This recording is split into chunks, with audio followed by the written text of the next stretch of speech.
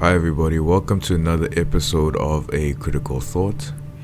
And on today's episode, we're going to be looking at South Africa's most prolific serial killer, Moses Sithole, also known as the ABC murderer. The ABC name came from the media because of the location in which the murders took place. I mean, they weren't really taken in that order, but the media thought it would be catchy to set them as ABC.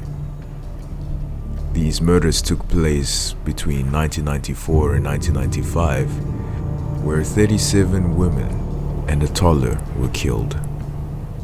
This all happened towards the end of the South African apartheid regime, where a lot of black South Africans were allowed to roam freely.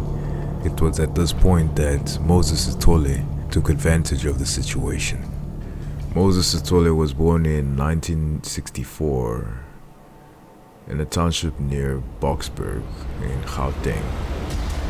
At the age of 5, his father died, and his mother, without the right means to take care of the family, she abandoned the kids at a nearby police station. Before she left them, she instructed the kids to never tell the police officer that she was their mother, instead to tell the police that both their parents were dead. Now, we'll get back to that just now. Sithole appeared to be a mild-mannered individual, all around good, handsome guys in the eyes of women.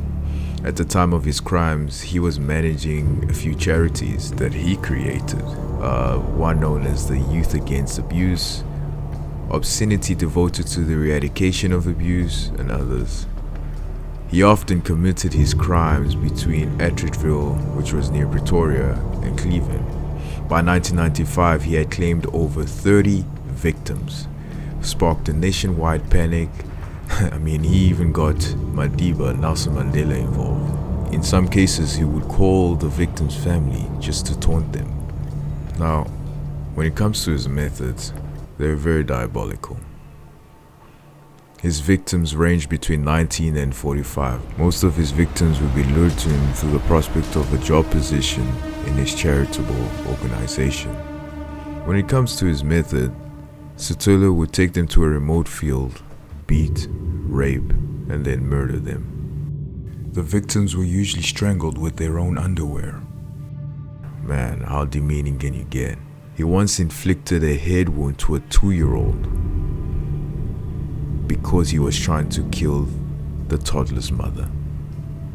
He was eventually sentenced to a crazy number of years, 2,410 to be exact. The judge actually said he would give Sithole the death sentence if it was still a means of capital punishment. Now, if we go back to the family, Sithole was abandoned by his mother. Now the question is, would Sithole have still committed these crimes if his mother stuck through with him? Or was it just in his nature to become this person?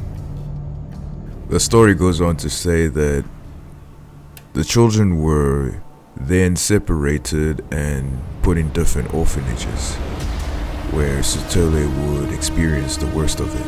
He was, in his own words, abused and raped at the age of 13.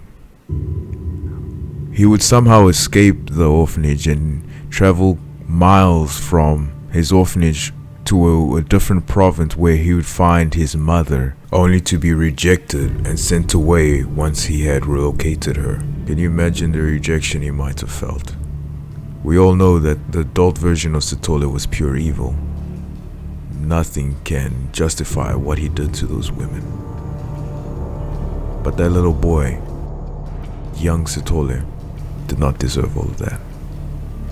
This already spawns testaments to how he would come to be the ABC murderer.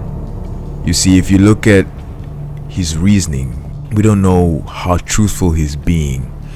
However, his siblings would account that yes, he was sent to an orphanage, and yes, his mother would send him away.